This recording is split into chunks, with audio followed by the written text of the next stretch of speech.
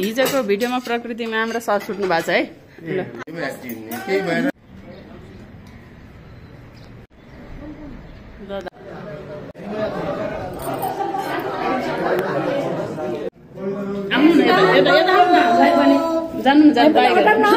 माथि पो राम्रो थियो त झ्यालमा क्या यो फोटो पनि कुनाएर काट्छ कि होइन त यो छेको क्या केही त देखेन गीत होइन भिडियोमा त के त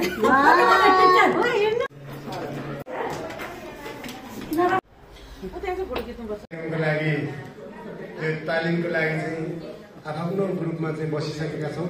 हिजो हामीले चाहिँ पहिलो दिनको सेसनमा चाहिँ विभिन्न कार्यक्रमहरू हामीले त्यसमा चाहिँ तालिममा सिकेका थियौँ, जसमा चाहिँ पहिलो सत्रमा चाहिँ परिचयात्मक खण्ड थियो। त्यसमा चाहिँ नगरपालिकाबाट पाल्नुभएका र क्षमता विकास तालिम कार्यक्रममा हामीले जाने बुझे अनुसार हाम्रो ग्रुपले बुझे अनुसार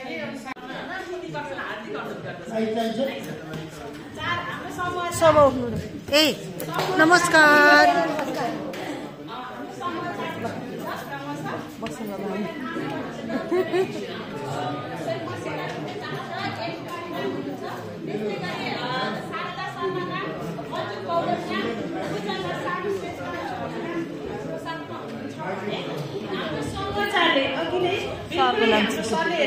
सरले भने जस्तै हामी श्रृङ्खलाबद्ध रूपमा छौँ। पहिला समूह कले प्रस्तुत गरिसक्नु भएको छ कि इतिहास हाम्रो जो कीर्तिपुरभित्रका चाहिँ कस्तो जोखिम छ त 10 वर्ष इतिहासलाई उहाँले प्रष्ट पारिसक्नु भएको छ। समूह 2 आएर उहाँहरूले चाहिँ समूह 2 मा चाहिँ यो पात्रो कुन कुन सिजनमा चाहिँ यो जोखिम बढी छ त भनेर उहाँले एकदमै छर्लङ्ग देखाइदिइसक्नु भएको छ भने समूह 3 मा भर्खरै तुलनात्मक रूपमा उहाँहरूले चाहिँ स्तरीकरण गर्नुभएको छ कि कुनभन्दा कुन जोखिम छ, कुनभन्दा कुन जोखिम छ। तर अब हामी कस्तो रह्यौँ भन्दाखेरि अलिकति चाहिँ हामी विद्यालयभित्र रह्यौँ क्या। हामी चाहिँ विशेष गरी फोकस चाहिँ तपाईँ विद्यालयभित्र रहनु है भन्नुभएको भएर त्यो अघि पहिलो म्यामको चाहिँ म चाहिँ त्यसमा चाहिँ राइट दिन चाहन्छु, किनभने हामी विद्यालयभित्र छौँ नि त।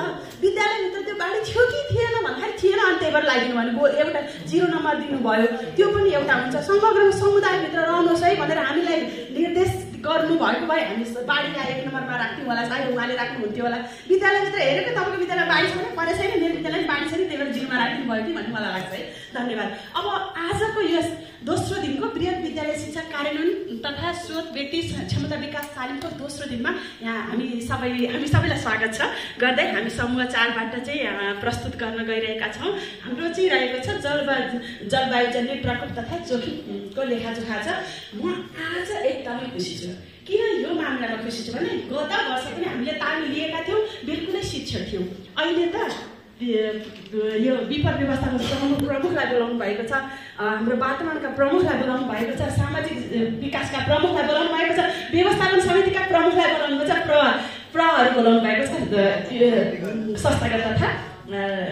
संस्थागत तथा सामुदायिक विद्यालयका साथै संस्थागत तथा सामुदायिक विद्यालयका शिक्षकहरू सम्पूर्णलाई स्वागत गर्दै म सुरु गर्दैछु जलवायु प्रकोप तथा जोखिम लेखाजोखा। अब तेस्रो नम्बरमा अब स्तरीकरण भइसक्यो, अब लेखाजोखा हामीले कसरी गर्छौँ त भन्ने प्रसङ्गमा चाहिँ यहाँ धेरै टपिकहरू छन्। हामीले टपिकलाई घटाइदिउँ। अनि हिजो नामले सुन्नु भएको थियो 2045 सालमा भएछ कका अनुभव छ नि, म अलिक बुढी नै पर्छु है, मैले म 5 वर्ष रहेछु त्यतिखेर भन्दाखेरि हामीले चाहिँ कसरीमा भात पकाउनुहुन्थ्यो आमाले, अनि भात पाकेको भने छाम्ने हो कि आमाले छामेर पत्ता लगाउनुहुन्थ्यो कि त्यो चाहिँ चामल पाकेको हो। हामीले पाकेको पनि थोरै रूपमा मात्रै प्रस्तुत गरेका छौँ। धेरै कुराहरू छन् यहाँ, धेरै अघि नै आइसकेका छन्। यो के हुँदा जोखिमहरू के प्रशस्त आइसकेका छन्। हामीले चाहिँ यसमध्येका जोखिमहरूलाई हेर्दै जाँदा प्रतिविधि पत्रका रूपमा मात्रै लिएर वर्षामा छानो चुहिने, बाढी बुहानको जोखिम, सुक्खा पानीको प्रभाव, तापक्रम बढ्नु, हावाहुरी आदि, पहिरो, त्यसरी भुक्षय हुनु, कठिन जाडो पनि हुनु, पानी जम्नु, बाटो बन्द हुनु, भर पस्ने विभिन्न कारणले यसरी पर्छन्। त्यसमध्येको हामीले चाहिँ छुट्याएर 3टा टपिकमा बनाएका छौँ। समस्या जोखिममा अब कारण के हुन्छन्, विद्यालयको तर्फबाट के पहल गरियो र समाधानका प्रयास के हुन्छ, हामीले के गर्नुपर्छ र अन्तमा गरिएका के गर्यो भने उपयुक्त हुन्छ भन्ने यहाँ दिएको छ। टपिक नम्बर 1 विद्यालयको छानो चुइनु पक्की भवन हुनेको पनि पातो ठकठक गरेर त्यो के भन्छ नि फेक्दाहरूले एकदमै पानी चुइने अनि माथिको त्यो सबै आवाज आउँछ सबै आवाज आउँछ पक्की हुने पनि केही राम्रो छैन। अब यो छानो पुरानो जीर्ण सानो 10औं विद्यालय स्थापना भएदेखि जस्ताको जस्तै छानो हेर्न सक्नुहुन्छ यहाँले। अब कसरी हामी योबाट जोखिमबाट मेरा भाइ बहिनीहरू हाम्रा भाइ बहिनीहरू हामी शिक्षकहरू कर्मचारीहरू कुनै पनि व्यक्तिहरू जुन बेला पनि त्यहाँ अब्जर्भेसनमा जाँदाखेरि को सुरक्षित हुन सक्छ यो हुँदैन यहाँ सबै कुरा पर्छ यसभित्र। अब के गर्ने त कारण के भन्दा कुरा नहुनु भवन नहुनु अघि बढिसक्यो भने यो राम्रोसँगले नहुनु सिकाइ सर हजुरलाई विशेष गरी यो अनि पानी परेपछि कक्षा सञ्चालन गर्न अब कठिन भयो हामीलाई चाहिँ एकदमै कठिन भयो। बजार भिजेर आउँछ त्यो त ल्यापी अब कहाँ राख्नु लागि हामी अहिले यसरी सुविधा हिजो मैले भनिरहनु भएको नि सरले सुविधा सम्पन्न बस्दाखेरि हामीलाई गाह्रो छ नि त्यो बच्चाको अवस्था त्यहाँनिर रहेर हेर्नुपर्छ त्यही पनि सानो। अहिले त फेरि सरकारले 4 वर्ष नजाऊ भन्छ एसिडीमा 4 वर्ष पुगेमा त सरकारी स्कुलमा त बच्चा त 0 किनभने 18 महिनामा बच्चा स्कुल अरूले लगिसकेको छ हामी बच्चाबाट विमुख हुन्छौँ तर त्यस्ता बच्चालाई लिनुपर्ने चाहिँ यसलाई सुविधा सम्पन्न बनाउनु पर्ने कारण अब रह्यो के प्रयास गरियो त भन्दा सम्बन्धित निकायले जानकारी गराएर के हुन्छ उहाँले भने उसले भने उसलाई हुन्छ उसले भने उडा हुन्छ नफाल्के भने उसलाई हुन्छ कस्तो सुन्दैन यहाँ जस्ता अब ढलको जस्ताको र ढलानको राम्रो व्यवस्था हुनु पर्यो भल पसन्द। अब सबै वरिपरि घर बगान चुन्ने विद्यालय छापा अब त पानी कहाँ जान्छ सबै ल्याएर भलमा पस्ने भएपछि त पुरै डुबान हेर्नुहोस् है पानी आउँछ भर्खर कहाँ जान्छ त्यो पानी अनि स्कुल पस्छ डुबानमा गइरहेका स्कुलहरू साना भए त्यसपछि अब कारण के भन्दा नानीको उचित व्यवस्था गरिएन वडा नगरपालिका कसैले पनि गरेको छैन त्यसको चासै दिएको छैन। अब विद्यालय हातभित्र कक्षा कोठामा अब पस्नै कठिन भयो प्रवेशद्वार नै मेन गेट नै पानीले टनाटन भइदिए बच्चा कहाँबाट बस्छ शिक्षक कहाँबाट बस्छ पठन पाठन अवरुद्ध भयो। अब के गर्ने त भन्दा बाहिरलाई त्यो थाल कचरा के हुन्छ नि स्कुलका बाटो पानी खत्तम पारेर पठाइयो। अब त्यसपछि अब के समाधान गरेका प्रयास के म्याम दिनभरि छ बिताउनु अब के गर्ने त भन्दा पाइपबाट पानीको निकास गर्न लगाइयो पानीहरू भलहरू हामीले अब कसरी हुन्छ निकास त गर्नु पर्यो गरेर पठाइयो। समाधानका लागि चाहिँ अब नालीको चाहिँ उचित त्यो पानी चाहिँ उचित व्यवस्थित पर्मानेन्ट चाहिँ कसरी पानी बाहिर ल्याउन सकिन्छ भन्ने चाहिँ यो समाधान गर्नुपर्ने कारण। नम्बर 3 पानीको समस्या पानी नै छैन विद्यालयमा गयो वा टोयलेट गयो त्यस्तै बनाउने जहाँ हेऱ्यो त्यही खानेपानीको उचित व्यवस्था नभएपछि अब के गर्यो त कारण के त भन्दा अनावृष्टि हुनु पानी नपर्नु त्यसपछि खडेरी हुनु मोर सुक्नु वृक्षारोपण भएका वृक्षारोपणहरू पनि फेरि पुनः नगरिनु गरेकालाई सुधार नगरिनु अब मलजल नगर्नु विभिन्न कारणहरू रह्यो। अब त्यसपछि के प्रभाव पऱ्यो त सिकाइमा भन्दाखेरि त खानेपानी नभए त बच्चाको विद्यालयमा आउनु सकेन उसलाई त पानीले के बनायो त्यसपछि त अब पढाइ दौड्न गयो। अब के गर्ने त भन्दाखेरि विद्यार्थीले बोतल ल्याउँदा बनायो स्कुलमा पानी छैन हालेर पानी घरबाट लिएर आऊ भन्यो अनि ट्याङ्करबाट सकिन्छ। अब के गर्न सकिन्छ यसको लागि अब सम्बन्धित निकायको भन्दा विद्यालयले पानी व्यवस्था गरिदिनु पर्यो। त्यसपछि वडा कार्यालयले नगरपालिकाले को यसको चाहिँ ध्यान आकर्षण हुनु पर्यो भन्ने हाम्रो माग रह्यो। अब हामी अर्को नम्बर दिएको थियो हामीलाई प्राविधिक तथा दैनिक दैनिकमा लेखाजोखा गर्ने भनेको छ। प्राविधिक भन्ने अघि थुप्रै शीर्षक छन् हामीले अघि नै छामे जस्तो गरी छामेको मात्रै हो हजुर। अब सडक दुर्घटना हाम्रो मेन समस्या यी विद्यालयहरूमा यहाँ चाहिँ ठुलासाना सबै स्कुलमा प्रतिनिधि छौँ जनसेवा एक मङ्गलको व्यवस्थापन समितिको अध्यक्ष हुनुहुन्छ हाम्रो ठुलो स्कुलमा त्यसै गरी हामी साना हामीले इन्द्रायणी स्कुलको सबभन्दा सानो स्कुलको शिक्षक सबै बसेर बनाएको हो यो। तसर्थ सडक दुर्घटना जेब्रा क्रसिङको कारण जेब्रा क्रसिङ नहुनु ट्राफिक लाइट नहुनु बाटो साँघुरो हुनु है यी चाहिँ समस्या रह्यो। अब विगतमा गरेको उपाय के त चाहियो त उपाय त चाहियो शिक्षक कर्मचारी पालो गरेर बच्चालाई डोराएर बाटो कटाइयो त्यो हामीले गरेको अरू केही पनि छैन हामीसँग केही केही छ उपाय त्यो गरियो। अन्तमा ट्राफिक अरे बस्नुपर्ने लाइट राख्नुपर्ने ब्रेकर राख्नुपर्ने एकतर्फी बाटो छ भनेदेखि त्यसलाई वान वेलाई फलो गर्नुपर्ने र जेब्रा क्रसिङ हुनुपर्ने भनेर चाहिँ हाम्रा यी रहे। अब नम्बर 2मा विद्यालय हाताभित्रका दुर्घटना विद्यालयभित्र भएपछि भर्याङ पनि पर्यो सरले भने जस्तो रेलिङ पनि पर्यो हरेक कुरा विद्यालयमा सबै पिङ के छन् सबै विद्यालयमा सम्पूर्ण पऱ्यो त्यसैभित्र। अब त्यसलाई के गर्नु अब भन्दा व्यवस्थित भौतिक संरचनाहरू चाहिँ विद्यालयभित्र रेलिङ पनि बनाउनु पर्यो के होला सबै एउटा व्यवस्थित गर्नु पर्यो। अब के गरेर सामान्य मर्मत गर्यो, टालटोल गर्यो, यसै गरी चलाइरहेको छ। अब के त भन्दा सम्बन्धित निकायले चासो दिनु पर्यो, विद्यालय व्यवस्थापन समिति र को आवश्यकता अनुसार उसले चाहिँ निर्माण गरिदिनु पर्यो भन्ने हाम्रो माग रहेको छ। अन्त्यमा विद्यालयको आसपास नजिकै लासहरू जलाइने विसर्जन हुने त्यसरी दुर्गन्ध अत्याधिक रूपमा। यो चाहिँ विशेष गरी फोकसै गर्नु पर्ने इन्द्रायणी आदर्श विद्यालयको तल चिहान छ, त्यहाँ लास जलाइन्छ। दिनमा 2-3 वटासम्म लासहरू जल्छन्। त्यसको धुवाको मुस्को कक्षा कोठाभित्र आउँछ। भाइ बहिनीलाई झ्यालको कालो लगाइयो, झ्यालको लगाइयो, त्यो पुरा यस्तो पक्की भवन होइन, पुरै धुवाहरू पसेर अनि त्यहाँ भाइ बहिनीलाई विस्थापित गरेर अर्को किसिम लाइब्रेरीमा हुन्छ कि कहाँ हुन्छ कि कसरी हुन्छ चोरमा कहाँलाई हामीले पक्राउने गरेका छौँ।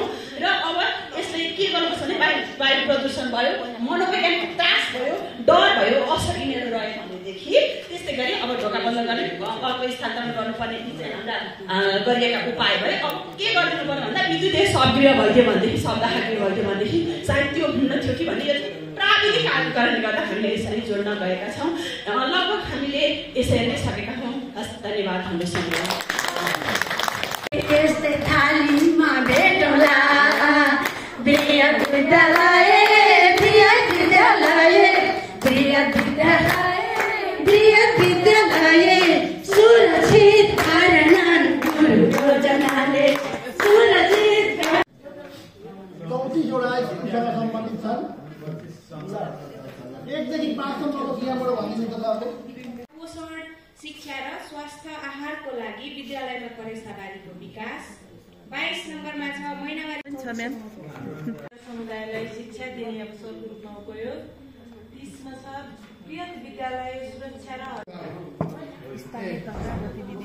अब स्थानीय तहले गर्नुपर्ने, स्थानीय तहमा गर्नुपर्ने के अरे गतिविधि शिक्षकहरूको लागि तालिम। सारा जेठमा एसआइपी बन्छ भने गाउँपालिका नगरपालिकाले बजेट ल्याउने। हजुरहरूको त्यो कार्यदल र विद्यालय व्यवस्थापन विद्यालय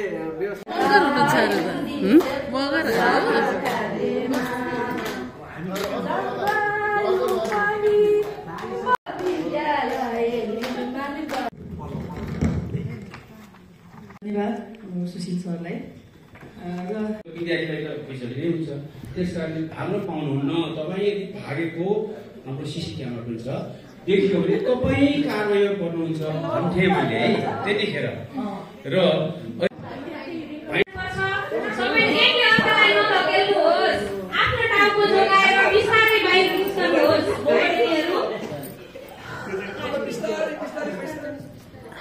बाबु नानीहरुमा एक्टिभ है, केही पनि हुँदैन। लौ नानी, मलाई कस्तो डर लाग्यो। सबैलाई छोडे भाइ गयो क्या?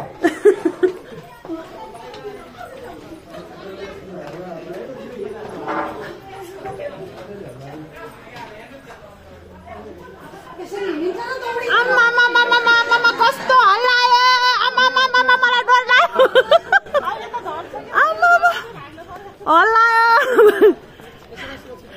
आमा मलाई कस्तो डर लाग्यो।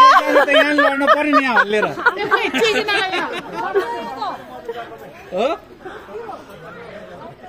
प्रकृतिमा मलाई डर लाग्यो।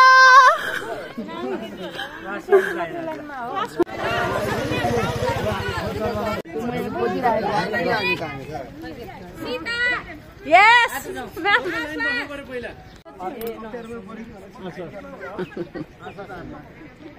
भित्र हाम्रो यो विद्यालयको निरोज र आसपास 3 जना मिसिङ हुनुभएको छ। उहाँहरूलाई उद्धार टोलीबाट त्योभन्दा अगाडि उद्धार गर्न जानलाई त्यहाँ भयो भने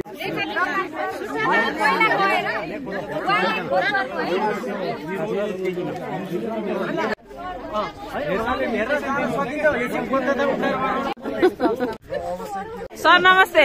आजको तपाईँको रोल के बाटो सफा गर्ने हो? होइन, म त फर्स्ट इयर ए होइन, अघि के भन्दै हुनुहुन्थ्यो? ल अहिले हामी ड्रिल गरिरहेछौँ होइन? ल है त कस्तो लागिरहेछ? यस्तो गर्नु न। ल बिरामी आइपुग्नु भयो।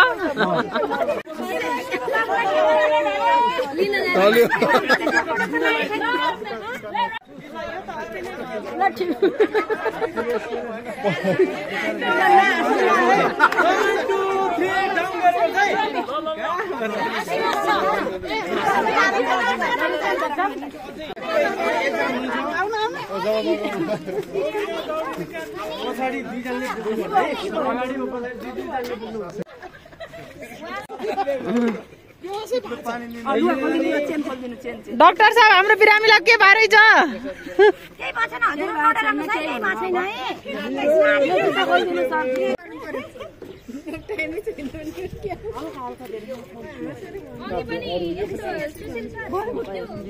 काम्रो साम्रो सबै बाँधिसक्नु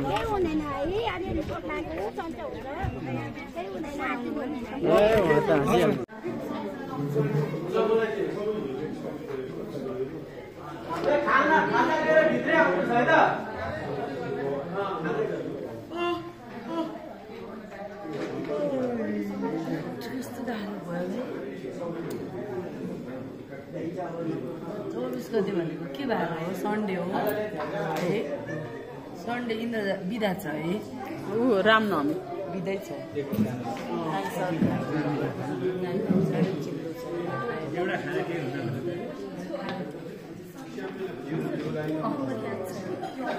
हिजोकै हो